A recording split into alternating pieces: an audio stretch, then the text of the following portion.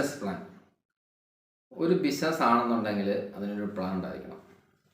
ഇപ്പം ചെറിയ ബിസിനസ്സുകൾക്കൊന്നും ഒരു ബിസിനസ് പ്ലാൻ കാണുകയില്ല. അതുകൊണ്ടാണ് ഞാൻ ഈ വീഡിയോ ചെയ്യുന്നത്. ഇപ്പം ഇങ്ങനൊരു സംഭവം ഉണ്ടെന്ന് നിങ്ങൾ മനസ്സിലാക്കണം. നമ്മൾ സാധനങ്ങൾ ചെറിയ ബിസിനസ്സുകാരനായി അവർ സാധനം വിൽക്കുന്നു, അവർക്ക് ആഗ്രഹമുണ്ട് സമ്പത്ത് നേടണമെന്ന്. പക്ഷേ നടക്കാത്തതെന്ന് വെച്ചാൽ അവരുടെ ബിസിനസ്സിലേക്ക് കഴിവുള്ള ആൾക്കാർ എൻട്രി വരത്തില്ല. കാര്യം കഴിവുള്ള ആളെ നമ്മുടെ പ്ലാൻ വഴിയാണ് അവരെ ക്ഷണിക്കുന്നത് നമ്മുടെ ബിസിനസ്സിലേക്ക്. നമുക്കൊരു പ്ലാൻ ഇല്ലെങ്കിൽ അവർ വരത്തില്ല.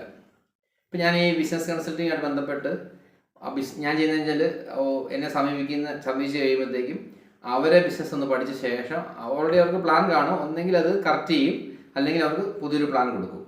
അപ്പോൾ നമ്മൾ ഈ ബിസിനസ് പഠിച്ചാൽ മാത്രമേ ഉള്ളൂ അതെല്ലാം ചെയ്യാൻ പറ്റുള്ളൂ. അപ്പം പ്ലാൻ ഇല്ലാത്തവർ ഇങ്ങനൊരു സംഭവം ഉണ്ടെന്ന് അറിയണം. എന്നിട്ട് ആ പ്ലാൻ നിങ്ങൾ ക്രിയേറ്റ് ചെയ്യണം. അങ്ങനെ ക്രിയേറ്റ് ചെയ്യുമ്പോഴത്തേക്കും അതിനകത്ത് കഴിവുള്ള ആൾക്കാർ ആ ബിസിനസ്സിലേക്ക് എൻ്റർ ചെയ്യും.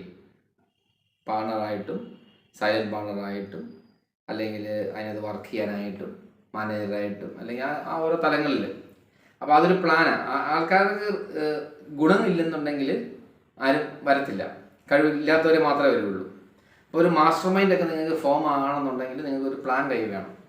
ആ പ്ലാനാണ് പിന്നെ നമ്മൾ എക്സ്പ്ലെയിൻ ചെയ്യുന്നത്. ആ പ്ലാൻ പ്രകാരമാണ് പല രീതിയിലുള്ള ആൾക്കാർ നമ്മുടെ ബിസിനസ്സിലേക്ക് വരുന്നത്. അപ്പോൾ നിങ്ങൾ ബേസിക്കലി ഈ വീഡിയോയുടെ നമ്മൾ ഉദ്ദേശിക്കുന്ന ഇങ്ങനെ ഒരു സംഭവമുണ്ട്. നിങ്ങളത് പഠിക്കുക, മനസ്സിലാക്കാൻ ശ്രമിക്കുക. ഓക്കെ.